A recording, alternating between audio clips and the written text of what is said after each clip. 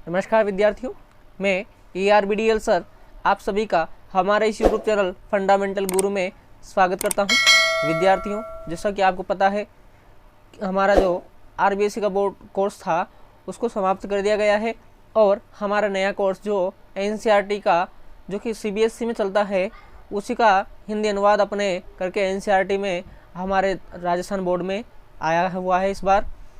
वैसे देखा जाए तो ये कोर्स काफ़ी समय पहले भी हुआ करता था, परंतु बीच में किसी कारणवश सरकार ने दूसरा कोर्स डाल दिया था। अब वापस हम लोगों को NCERT कोर्स पढ़ना पड़ेगा। तो हमें जितने भी विषय हैं हमारे सामाजिक विज्ञान, हिंदी, इंग्लिश, है ना, तो उन सब में कुछ कुछ चेंजेस आपको दिखाई देंगे। इसी प्रकार से अपने विज्ञान में कुछ परिवर्तन किए गए हैं, कुछ तो पुराने पाठ हैं और कुछ नए जोड़ दिए गए हैं। कुछ सिलेबस में से तोड़ मरोड़ के वापस से अपने नया सिलेबस बना दिया गया है, तो हमें उस नए सिलेबस को पढ़ना है। तो अपन आज बात कर रहे हैं विज्ञान की, और विज्ञान में सबसे पहले पाठ आता है अपना रासायनिक अभिक्रियाएं एवं समीकरण। ये अपना पहला पाठ है।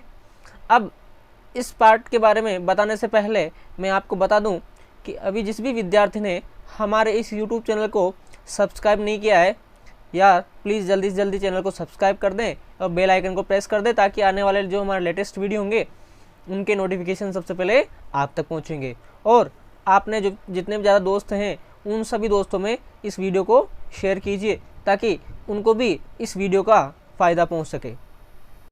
तो बिना देरी करते हुए हम इस पाठ को शुरुआत करते हैं। देखिए, रासायनिक अभिक्रियाएं एवं समीकरण। तो एक्चुअल में रासायनिक अभिक्रियाएं होती क्या है, तो इसके बारे में अपन देखेंगे। तो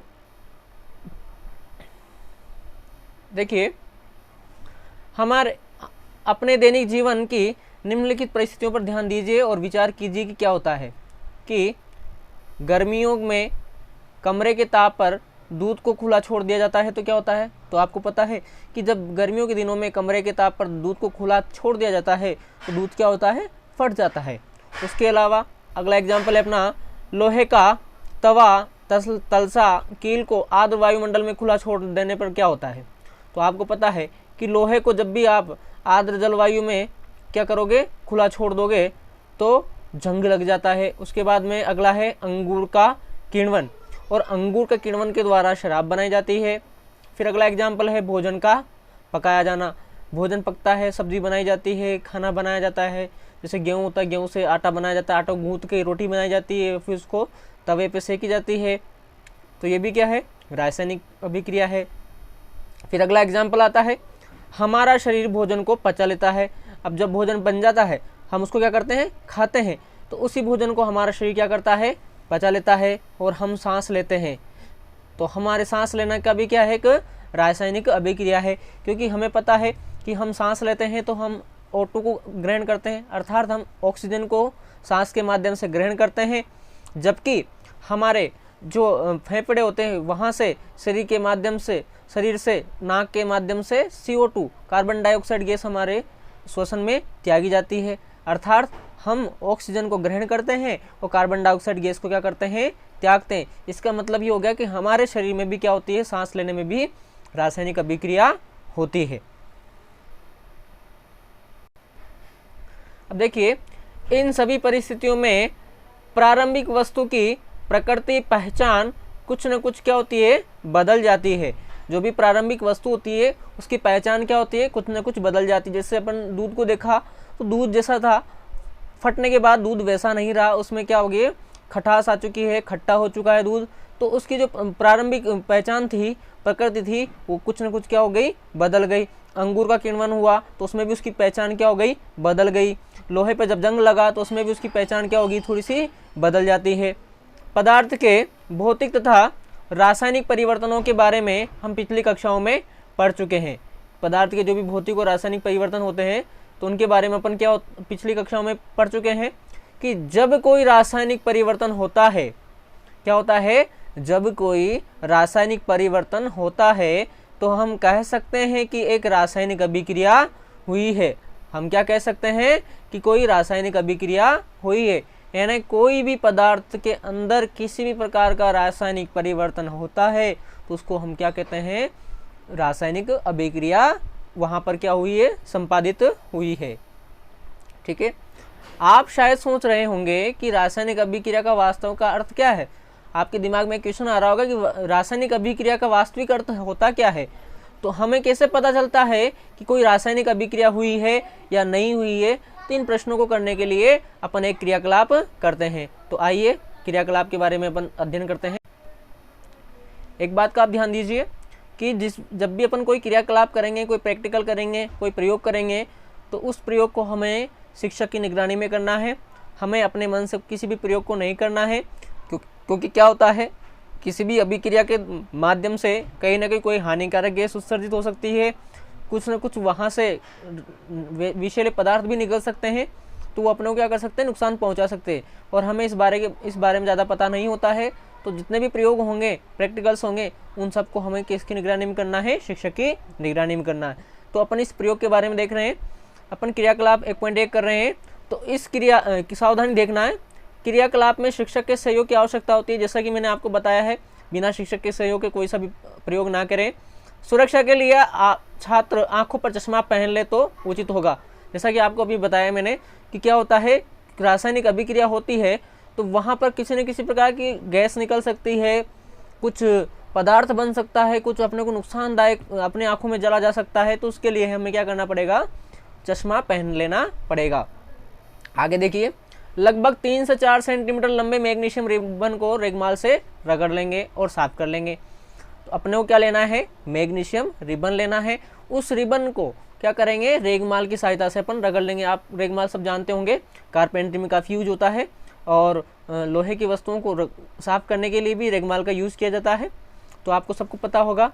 इसे चिमटे से पकड़कर स्पिरिट लैंप या बर्नर से इसका दहन करिए। देखिए बर्नर अपने को दिख रहा है, यहाँ पे चिमटा है, चिमटा अपन सब जानते ही हैं, और ये मैग्नीशियम रिबन यहाँ पकड़ी हुई है, और नीचे है वॉच ग्लास, और ये बर्नर रहा और ये स्टैंड रही। देखिए, तो लैंप या बर्नर से इसका दहन करिए। क्या करेंगे, इसका दहन करेंगे और इससे बनी राख को वॉच ग्लास में इकट्ठा कर लेंगे। ये देखो वॉच ग्लास है, उसमें से बनी जो राख होगी उसको इकट्ठा कर लेंगे, जैसे कि डायग्राम में दिखा रखा है। अब मैग्नीशियम रिबन का दहन करते समय अपनी आंखों को यथासंभव दूर रखिए। जो अभी मैं बताया हूँ कि हमेशा कोई भी प्रैक्टिकल करें तो अपनी आंखों को क्या करें, दूर रखें।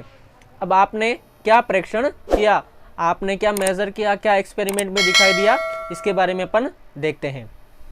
देखिए, जो ही हम लोगों ने मैग्नीशियम रिबन को बर्नर की सहायता से जलाया तो क्या देखा कि चमकदार श्वेत लो के साथ मैग्नीशियम रिबन का दहन होता है। जो मैग्नीशियम रिबन होती है वो जलती है, और किसके माध्यम से जलती, कैसे जलती है, चमकदार श्वेत लो के साथ में एक सफ़ेद लो के द्वारा, एक चमकदार सफ़ेद लो के द्वारा वो जलती है, और ये श्वेत चूर्ण में परिवर्तित हो जाता है।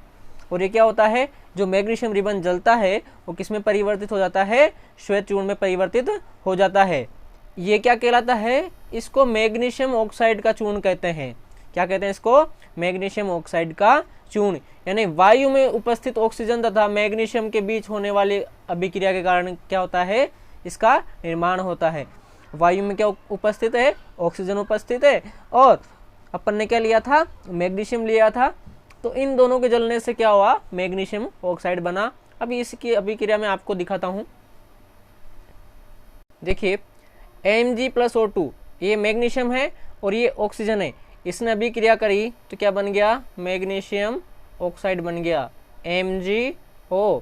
मैग्नीशियम ऑक्साइड का क्या हो गया, यहाँ पर निर्माण हो चुका है। ये मैग्नीशियम अपन ने रिबन लिया, और ये ऑक्सीजन कहाँ से लिया, अपन ने वायुमंडल से लिया। जो वायुमंडल में ऑक्सीजन विद्यमान है, तो मैग्नीशियम ने ऑक्सीजन से क्रिया करी तो क्या बन गया, मैग्नीशियम ऑक्साइड का यहाँ पर क्या हो जाता है, निर्माण हो जाता है। तो ठीक है बच्चा, यानी इस क्रियाकलाप से हमें पता चला कि यहाँ पर क्या हुआ है, किसी न किसी प्रकार की रासायनिक अभिक्रिया हुई है। अब इस रासायनिक अभिक्रियाओं को और अच्छे से समझने के लिए हम एक और प्रैक्टिकल करते हैं, एक और क्रियाकलाप करते हैं। तो उसके बारे में देखिए, क्रियाकलाप कर रहे हैं अपन। एक परख नली में लेड यानी सीसा नाइट्रेट का घोल लेंगे अपन, इसमें पोटेशियम आयोडाइड का घोल मिला देंगे तो क्या होगा, देखिए। अब देखिए, एक परख नली में अपन ने क्या क्या लिया, एक तो लिया लेड यानी सीसा, देखो ये लिखा हुआ है यहाँ पे, लेड नाइट्रेट का घोल लिया अपन ने, PbNO3 का होल ट्वाइस लेड नाइट्रेट का घोल लिया, और साथ में मिलाया अपन ने पोटेशियम आयोडाइड 2Ki, तो इसकी अभिक्रिया से क्या बना, पोटेशियम नाइट्रेट बना और लेड आयोडाइड बना। अब जो लेड आयोडाइड है इसका विलयन जो दिखाई दे रहा है अपने को डायग्राम में, इस पीले कलर जैसा होता है। लेड आयोडाइड का घोल किस प्रकार से होता है, किस कलर का होता है, पीले प्रकार का होता है। तो हमें यहाँ पे क्या पता चला कि इस जगह भी क्या हो रही है, एक रासायनिक अभिक्रिया हो रही है। ठीक है, तो समझ में आया। लेड नाइट्रेट का अपन ने किससे अभिक्रिया करवाया, पोटेशियम आयोडाइड से करवाया, तो क्या बन गया, पोटेशियम नाइट्रेट बन गया और लेड आयोडाइड बन गया। ओके, एक और क्रियाकलाप अपन करने जा रहे हैं ताकि उससे अपने को रासायनिक अभिक्रिया और अच्छे से समझ में आएगी। एक और क्रियाकलाप अपन कर रहे हैं, तो एक शंक्वाकार फ्लास्क लेंगे। ये शंक्वाकार फ्लास्क अपने को डायग्राम में दिख रहा है। या परख नली में कुछ दानेदार जिंक लेंगे। अपन ने यहाँ पे फ्लास्क लिया है, ये देखो डायग्राम में दिख रहा है, दानेदार जिंक लिया। इसमें तनु हाइड्रोक्लोरिक अम्ल या सल्फ्यूरिक अम्ल इसमें अपन मिला देंगे। तो यहाँ पे अपन क्या मिला रहे हैं, सल्फ्यूरिक अम्ल मिला रहे हैं। सल्फ्यूरिक अम्ल बेसिकली होता क्या है, तेजाब होता है, परंतु इसमें काफ़ी सारी मात्रा में पानी मिला होता है, तो इतना हानिकारक नहीं होता है। परंतु फिर भी आपको ध्यान देना है कि तनु सल्फ्यूरिक अम्ल हो या सांद्र हो, सांद्र को तो कतई भी हाथ नहीं लगाना है, परंतु तनु सल्फ्यूरिक अम्ल को भी आपको नग्न हाथों से स्पर्श नहीं करना है, आपको नुकसान पहुंचा सकता है।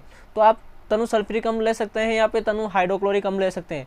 अपन ने यहाँ पे क्या लिया है, सल्फ्यूरिक अम्ल लिया है, जैसा कि डायग्राम में दिखा रखा, आपको दिखा भी रखा सावधानी में कि अम्ल का इस्तेमाल सावधानी से कीजिए। तो आगे देखेंगे, क्या आप जस्ते के दानों के आसपास कुछ होता दिखाई दे रहा है, तो हाँ बिल्कुल होगा। यहाँ पर क्या होगा, गैस के बुलबुले टाइप यहाँ से निकलना शुरू हो जाएंगे, यानी कि इससे अपने को पता चलेगा कि यहाँ पर क्या हो रहा है, रासायनिक अभिक्रिया हो। जो ही अपन तनु सल्फ्यूरिक अम्ल मिलाएंगे तो यहाँ पर क्या होगी, तीव्र गति से अभिक्रिया होना शुरू हो जाएगी।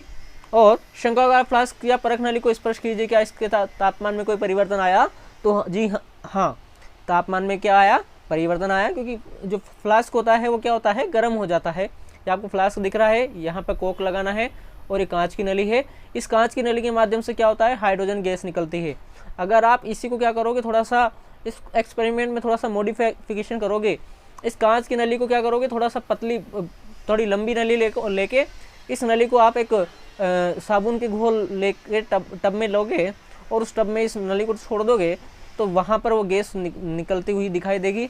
और वहाँ पर जाके आप एक जलती हुई मोमबत्ती ले जाओगे तो फटफट की आवाज़ होगी। इससे पता चलेगा कि यहाँ पे क्या हो रही है, गैस निकल रही है। तो फटफट की आवाज़ से भी क्या होता है, हाइड्रोजन गैस का दहन होता है।